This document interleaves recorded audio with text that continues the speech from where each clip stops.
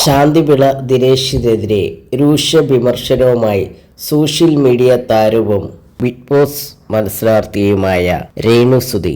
തന്നെ തൈക്കളവി എന്ന് വിളിക്കാൻ ശാന്തിവിള ദിനേശൻ അപ്പൂപ്പൻ ആരാണെന്ന് രേണു ചോദിച്ചു.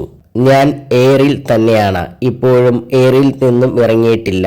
എനിക്ക് അനുകൂലമായി സംസാരിക്കുന്ന ഒരുപാട് ബ്ലോഗർമാരുണ്ട്, അവരോടൊക്കെ ഒരുപാട് നന്ദിയുണ്ട്.